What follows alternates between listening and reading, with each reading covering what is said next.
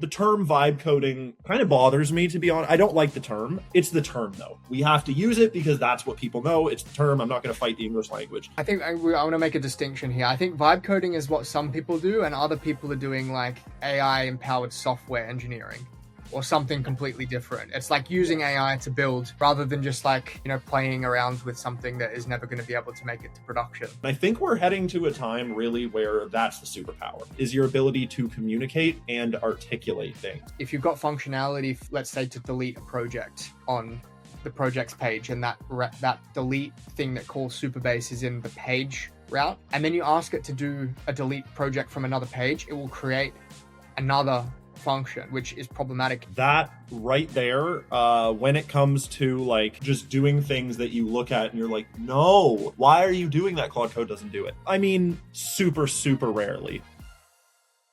Okay, I understand, we're WebFlow developers. If you are working with a large SaaS company, they have in-house designers and they send you a Figma file, well, how would that flow go to, let's say, build that out in Cursor? I don't know. Would it be good? Is it there yet? I don't know, because I don't work in that way. I work in the way of, I have just like you. I have a product. I need to make something to communicate this, and it needs to look good. And I have been able to get such nice sites built at this point with it. And that one you showed me, the email one and the Memberstack one, are both amazing. So they're so nice, and that's the thing. So nice, man. I can't take credit, but this is the direction that we're heading in. It's like, you have the direction. Here's the thing. I can tell from everything that you just explained, and also the way that I feel, I don't like to take credit for AI's work. And I can tell you feel the same. But what I'm going to ask you right now is take someone else, even someone in our industry, and try to have them explain what they want. That is really what's going to become the blocker and what's going to separate people who are efficient with these tools from people who aren't. Like, you're clearly very good at articulating what you want. I can literally quantify that based on the website that you just showed me, because I know you can't just say, build me a site for my product and end up with something like that. You can't. You have to say, I want a hero section that explains this in this order, shows these things. You look at it. I don't know what experience you had building these animations, but for me, it was like, explain what I want. I got the animation and it's really cool, but it needs refinement. Some things are just off somehow, and I have to like explain these things. Not a lot of people can do that. And I think that's really, someone who's skilled, like a developer, all throughout time, has been so much more skilled than me in building things because they have the patience to learn. I don't have the patience to learn. I just want to jump in and do. But my ability to articulate what I want is very good. And I think we're heading to a time really where that's the superpower, is your ability to communicate and articulate things. So I want to jump back as well to what you were saying about like tools, jumping back and forth. There's so much noise. Like, that's the thing. Exact same thing for me. I was using only Cursor. Keep hearing about Claude Code. Friend Alex is like, dude, Claude Code, tongue twister. Like, shut up. I don't want, like, I'm building. It's working. It's good for me. And now even in the Claude Code space, you have all these people talking about like, you need to be running these like autonomous loops and whatever. Dangerously skip professors, whatever it may be. I'm building, it's working for me. Cut out the noise. But at the same time, when we see how fast things are changing, let's say you were using like GPT 4.5 and then Opus 4.5. Okay, was it GPT 4.5 or am I just hallucinating that? But I think there was. There was they changed the numbers so quick. 4.0. That's what I was thinking of. Okay, so and then Opus 4.5 comes out, and it's like you want to switch to what works the best, but you want to cut out the noise. And there's a very, very fine balance. My recommendation to you and to anyone who might be watching this who primarily uses Cursor, hears about Claude Code, and you're like, Cursor just works for me, is this. So some people use Claude Code, like non-technical people especially, just like raw dog Claude Code. Like no IDE, they don't know what's going on, period. None of that. I heavily don't recommend that. I think if you want to build anything serious, you kind of have to know what's going on to an extent. And that's shrinking by day. My setup is Claude Code is my agent. I don't know how to explain it to you. I have free Claude Code guest passes. Can I send you one so you can try it? You can send me one. Yes, I'll try and give it a try. The agent You know how you were saying that kind of like that point where you get in a vibe coded project where you're running in circles and fixing one problem breaks another problem. That just doesn't happen with Claude Code, with Opus 4.5, with the agent at all. Like never. I don't know how to explain it. It's just so good. And then I use Cursor as my IDE. So I've got Cursor open, looking at the files. If I want to change any code manually, I'm doing that in Cursor. But I use Claude Code as my agent. So you could actually, like there's a Claude Code plugin. Interesting. And you can, in Cursor, have Claude Code running. It's the agent. That's the power of Claude Code, the agent and nothing else. Gotcha. See, I've never had it explained like that. I've only seen people saying like, oh, I just use the command line to do stuff and I don't have an IDE anymore. And whenever I built projects that start getting quite complex, I've got hundreds of icons. I have a mono repo that has the app and the website. So they've got shared context, Superbase is in the top.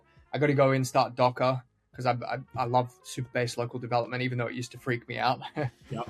Once I got over all of these little barriers, I'm feeling very comfortable with knowing what's there, because if I see something that's happening, I also know how to diagnose where the problem is, and then I can give Cursor like the specific context of where it's coming from. And that's something that I've found, at least with the Cursor agent, sometimes it won't pinpoint it. For example, it will create duplicate API routes, or with SvelteKit, I'm not sure how familiar you are with it, but you have like a server.js file basically for every page that you've got. And if you've got functionality, let's say to delete a project on the projects page, and that delete thing that calls Superbase is in the page route, and then you ask it to do a delete project from another page, it will create another function, which is problematic if you think about adding one thing to the project, and then something happens and you're out of sync with the API. So I'm often seeing that I need to, if I notice that I'm going to do that and like lift something higher, I just create a dedicated API route and then get it to, update how it's calling it. How does Claude Code go with stuff like that? Okay, that for me is the biggest benefit of Cursor. That right there, when it comes to like just doing things that you look at and you're like, no, why are you doing that? Claude Code doesn't do it. I mean, super rarely. Like you can go through a full like 10-hour, I'm on like the $200 max plan, so like my limits are absurd. So that's one thing as well. I don't know how long this is going to last, but like right now, pay $200 a month and you get virtually unlimited usage. I probably use about 700 to 800 a month of tokens, and I only pay 200 a month. Okay, I should make the switch just from that, because I'm on the Cursor 200, and it's like I go above it. Yeah, so, I never have gone above it, and I've maybe once ever hit the limit. And when I hit the limit, it was because I had like 4 terminals open at the same time running Claude Code. You can have one running 24/7 and you will not hit the limits. So that alone is huge. But that thing right there, the only way I can describe Claude Code with Opus 4.5 is it just gets it. All of those things where you just cringe and you're like, why are you doing that, other agent? Why? Claude Code doesn't do it. And at the same time, so my philosophy has always been this. If you're talking especially to a developer about vibe coding, and the term vibe coding kind of bothers me, to be honest. I don't like the term. It's the term, though. We have to use it because that's what people know. It's the term. I'm not going to fight the English language. I want to make a distinction here. I think vibe coding is what some people do, and other people are doing like AI-empowered software engineering or something completely different. It's like using AI to build rather than just like, playing around with something that is never going to be able to make it to production. Yes. If that makes sense. I wholeheartedly agree, and if I had the power to change what people said, it would basically be that. But like, you know who Linus Torvalds is, like the creator of Linux, like legendary engineer. It was like very kind of in the news the other day. Like he was building something with Google Anti-Gravity, which I haven't used. I don't know if it's good, but and he referred to what he was doing as vibe coding. And it's like, dude, this term stuck. I don't like this term. I don't think it captures it whatsoever. Because I agree. Some people are literally just like, build me something. And whatever happens, they just kind of go with it and they take it as far as they can get it. They're just chilling. It's like playing a video game. When, not to try and say like I'm doing something crazy and amazing, but when I'm building something, I am supervising Claude the entire time. As soon as something pops up that Claude is doing and I don't know what it's doing or why it's doing it, I stop and I say, why are you doing it? you know? Me too. And so here's You the got thing. to. You got to. You have to much less with Claude Code, I will say, and I'm very excited for you to try it and get your feedback. Me too. You're making me excited to try it now. Like, that was the one thing. So my friend Alex was explaining to me for, I think, 2 months, you got to use Claude Code. You got to use Claude Code. And the thing that convinced me, and I've said this to so many people, it's hilarious, is he's like, Cursor, you know, like lane assist in cars, where like it just kind of turns your wheel for you if you're going over the edge. I'm like, yeah. He's like, that's what Cursor is. I'm like, okay. He's like, now think about full autonomous driving. All right. It's like, that's Claude Code. The most like high level, like esoteric, means nothing statement I've ever heard. And I'm like, you've got me convinced. I got it. He was right, dude. But what I was going to say is like, developers will often be like, yeah, you can't vibe code a serious product. Again, vibe code, I'm going to have to say it. Serious product, because what if something breaks and you don't know what's wrong? Like, here's the thing. I know the files in my project. If I have an API route, first of all, when I get an error, I pop open the console or my server logs and it tells me what is the error, where the error is coming from. X failed. Okay. I know where that file is. When I then open that file, typically AI can figure out based on like 99% of the time, AI can very quickly figure out based on the error in the file, what's going on, what the problem is. But if not, then I probably can see something that's weird. That's another thing. You don't need to like be a syntax expert. When you see that something is failing, for example, let's say I'm making like an API request to OpenRouter, and it says in the model field, it's like GPT-7. There's my problem. I don't need to be like some sort of, you know, hacking into the mainframe like pro. Yeah, just the numbers wrong. And interestingly, that error message probably wouldn't be so detailed if it was written by inexperienced human programmer, because that's the stuff that when I was doing software dev with just GPT and copy pasting and using tutorials to build, the error stuff was the stuff that is the stuff that you don't really do because you're busy trying to get it working.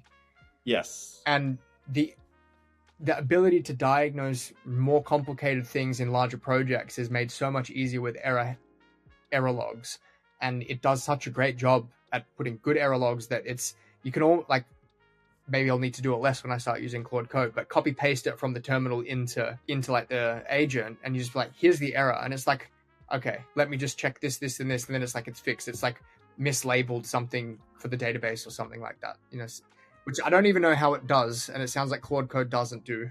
So I'm excited for that. So I'm so excited for you to try Claude Code. I want to go back now to what you said about MCPs, because I have the exact same.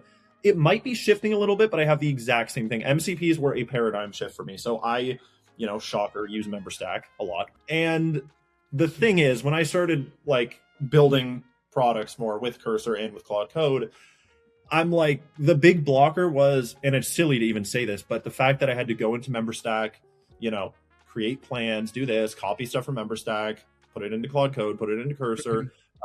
That was my blocker, you know, and it was just super, super slow. And so I really wanted to make sure we got an MCP server. And team, not me, I didn't build out the MCP server, but our team made the MCP server. Shout out Josh specifically for that one. And that was the paradigm shift, because at that point in time, I connect it and I tell Claude, I want a $30 a month plan.